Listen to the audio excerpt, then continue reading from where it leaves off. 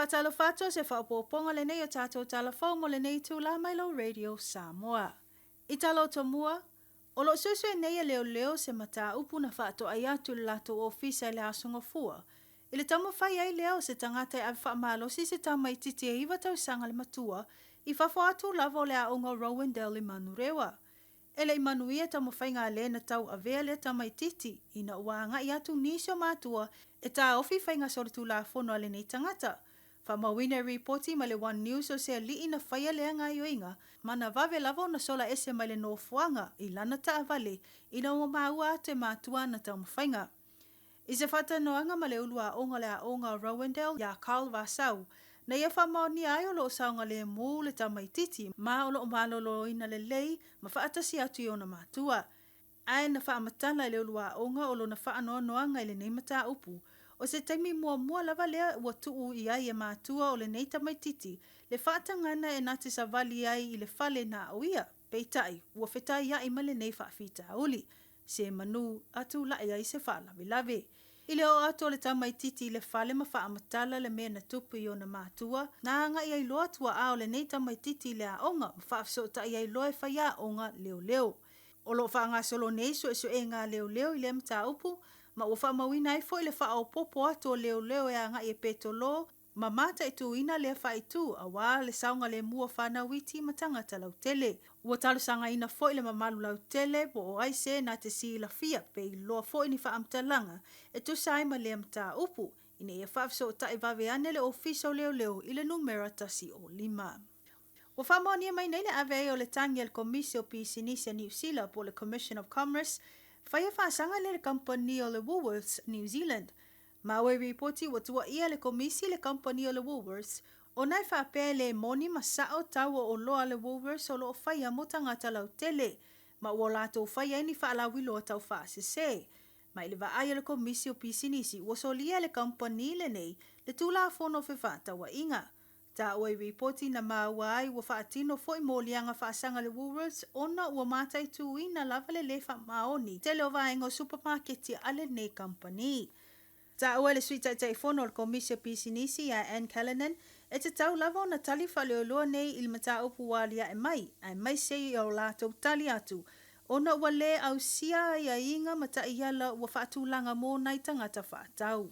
Na maua I reporti le taliane o le Woolworths New Zealand I tua inga ma ua whaamaunia mai ai lo lato ngalulue nei I le mata upu.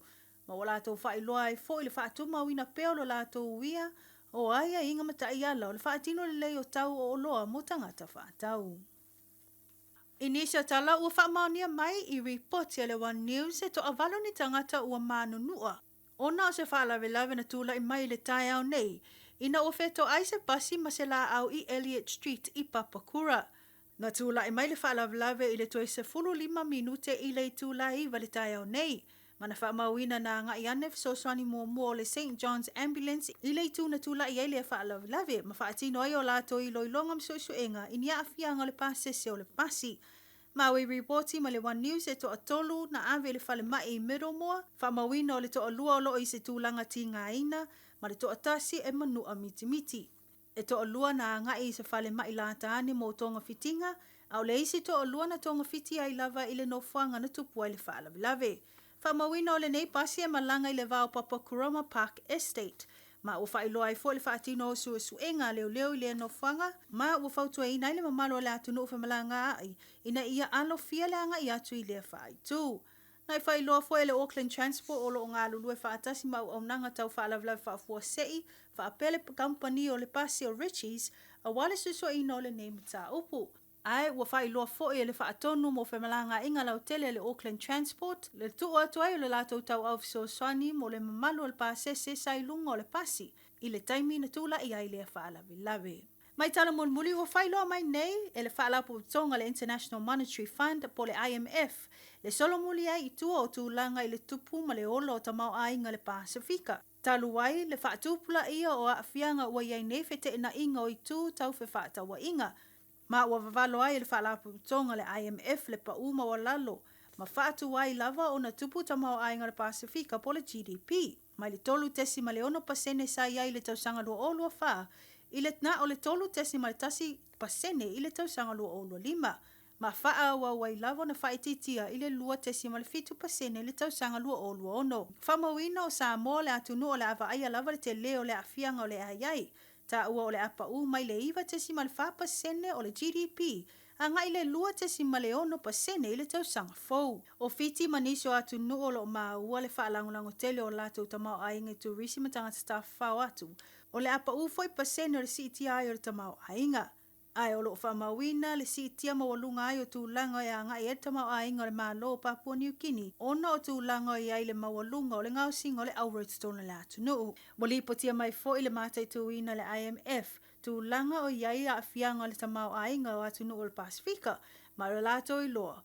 O fetena inga nei i le vao whewhatawa inga e peo na iai la fonga tutongi. O le a tele na le lifa ai atu nuu i le malo saina mo whaatawa inga le Pasifika i tausanga o luma nai. O telefona mai lo Radio Samoa mo le nei tū la whaaftai whaafanga mai tau whaasoifua.